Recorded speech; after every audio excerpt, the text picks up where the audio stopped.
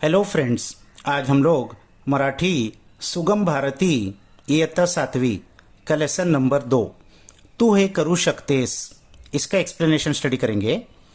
तू हे करू शकतेस यानी तू ये कर सकती है। तो इस लेसन में क्या है, प्रस्तुत पाठातील धनंजय नावाचा मुलगा नेहमी दुसऱ्यांना मदत करायचा।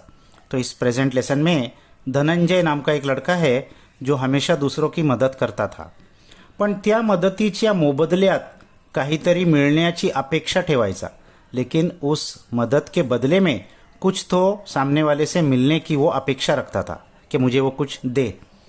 त्याचे हे वागणे कसे चुकीचे आहे, उसका ये बिहेवियर कैसा गलत है, चुकीचे यानी गलत, हे त्याच्या आजीने व बहिणीने आपल्या वर्तनातून त्याला पटवून दिले।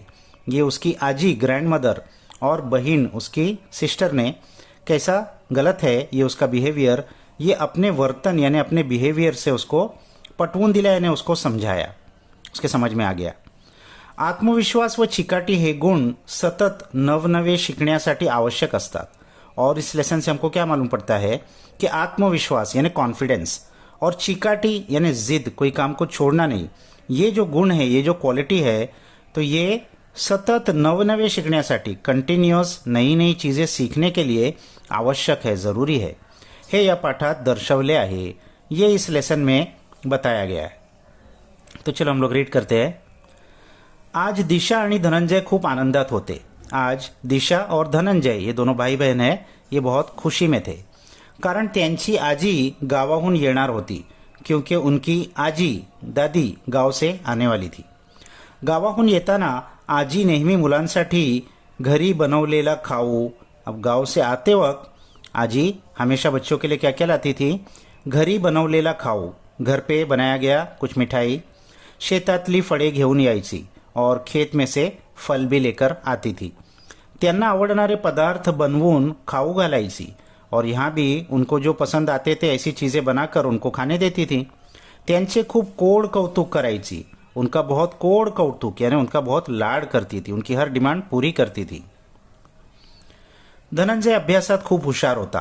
अब उसमें से जो धनंजय लड़का था वो पढ़ाई में बहुत होशियार या इंटेलिजेंट था, तो नियमित अभ्यास करायचा और रेग्युलरली पढ़ाई भी करता था।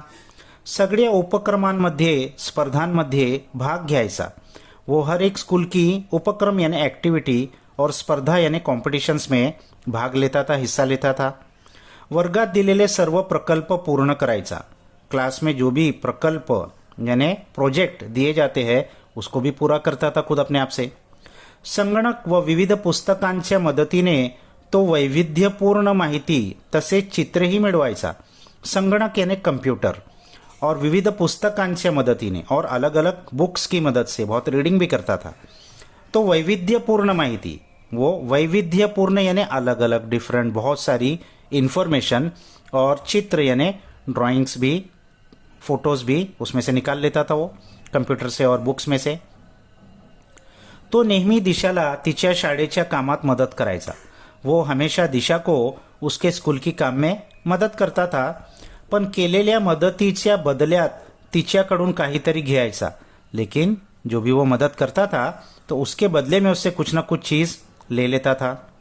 शाळेत ही त्याला कोणी मदत मागितली, स्कूल में भी उससे किसी ने अगर मदत मांगी तर त्या बदल्यात तो मदत मागणाऱ्याकडून अपेक्षा करायचा।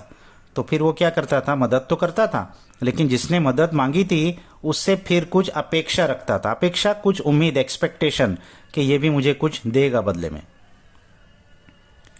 एके दिवशी दिशाला विज्ञान प्रकल्प पूर्ण करायचा होता। अब एक दिन दिशा को विज्ञान यानी साइंस प्रकल्प प्रोजेक्ट, साइंस का एक प्रोजेक्ट पूरा करना था। तिने धनंजयची मदत मागितली, उसने धनंजय से मदत मांगी। त्या बदल्यात त्याने तिचा जेवणाचा नवा डबा मागितला। उसके बदले में उसने उसके खाने का नया डब्बा यानी नया टिफिन बॉक्स मांगा उसने। तिने नकार दिला, तो उसने मना कर दिया, मैं नहीं दूंगी। तेव्हा तो दिशाला म्हणाला, तो उसने दिशा से कहा, ठीक आहे मग एकटीच प्रकल्प पूर्ण कर। ठीक है, फिर तो अकेले ही अपना प्रोजेक्ट बना ले, मी चाललो खेळायला, मैं जा रहा हूँ खेलने के लिए। त्याला माहीत होते की आपली छोटी बहीण आपल्याशिवाय प्रकल्प पूर्ण करू शकणार नाही। उसे मालूम था कि अपनी छोटी बहन अपने बगैर ये प्रोजेक्ट पूरा नहीं कर पाएगी मेरे हेल्प के बगैर. धनंजयचे बोलणे ऐकून दिशाच्या डोळ्यात पाणी आले.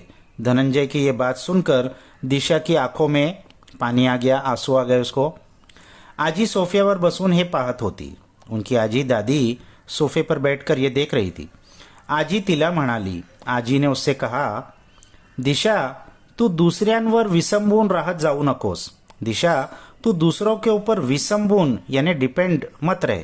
यानी तो हमेशा मैं देख रही हूं कि उसके ऊपर ही डिपेंड है हर चीज में. धनु स्वतःची कामे स्वतः करतो. धनु ये धनंजय का पेट नेम है, घर पे उसको बुलाते थे. वो खुद के काम खुद करता है म्हणून त्याच्यात आत्मविश्वास आहे, इसीलिए उसके अंदर कॉन्फिडन्स है. तुलाही तुझ्यातील क्षमतांवर विश्वास ठेवायला पाहिजे. तुझे भी तेरे अंदर जो क्षमता है, कैपेसिटी है, उसके ऊपर तुझे विश्वास रखना चाहिए, अपने ऊपर भरोसा करना चाहिए. चल मी तुला प्रकल्प सुरू करायला मदत करते. चल मैं तुझे प्रोजेक्ट शुरुआत करने में मदद करती हूँ. संध्याकाळी धनंजय खेळून आला. शाम को जब धनंजय खेलकर वापस आया तेव्हा त्याला खूप नवल वाटले.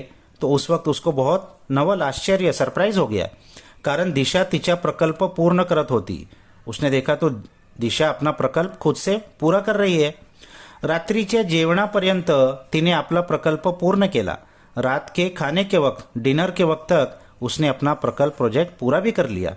दिशाला स्वतःचाच खूप अभिमान वाटत होता.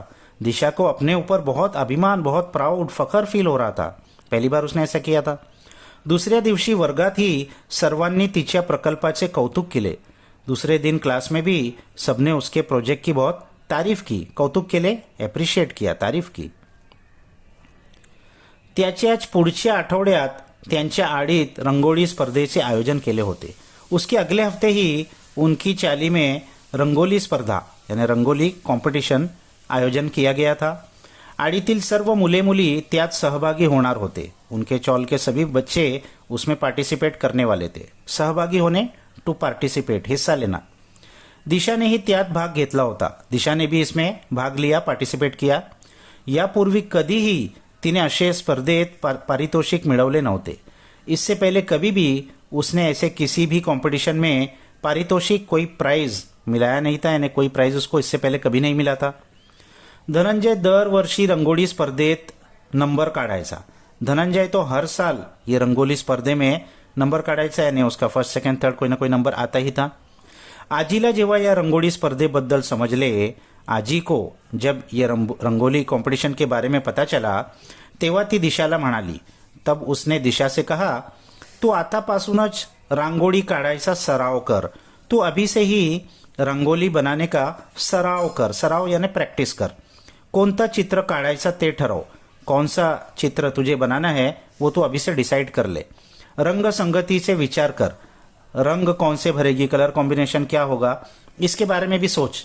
दिशा आजीला म्हणाली. दिशाने आजी से कहा, आजी तू मला ठिपक्यांची रांगोळी काढायला आणि त्यात रंग भरायला शिकवशील का. आजी तुम मुझे ठिपके ठिपके वाली रंगोली, एक रंगोली होती है पुरानी ट्रेडिशनल, उसमें डॉट डॉट डॉट डॉट होते हैं, फिर वो डॉट डॉट को जोड़कर कुछ भी बनाया जाता है. तो ऐसी रंगोली और उसमें कैसा कलर भरते हैं ये तुम मुझे सिखाओगी. त्यावर आजी तिच्या डोक्यावरून हात फिरवत म्हणाली. तो इस पर आजी ने उसके सर पे हाथ फिराते हुए कहा, जरूर शिकवेन, जरूर सिखाऊंगी. तू खूप मेहनती आहेस. तू बहुत मेहनती लड़की है. तुझ्यात नवनवं शिकण्याची चिकाटी आहे. तुझमें नई नई चीजें सीखने की चिकाटी यानी जिद है, डिटर्मिनेशन है. दिशा नक्कीच तू हे करू शकतेस. दिशा नक्की यानी जरूर तू ये कर सकती है. तुला लवकरच सुंदर रांगोळी काढता येईल. तुझे बहुत जल्द सुंदर रंगोली बनाने आ जाएगी. लवकर, जल्दी. आठवडाभराच्या निरंतर सरावाने दिशामध्ये आत्मविश्वास आला. एक हफ्ते भर के कंटिन्यूस सराव, प्रैक्टिस करने से दिशा के अंदर आत्मविश्वास, कॉन्फिडेंस आ गया.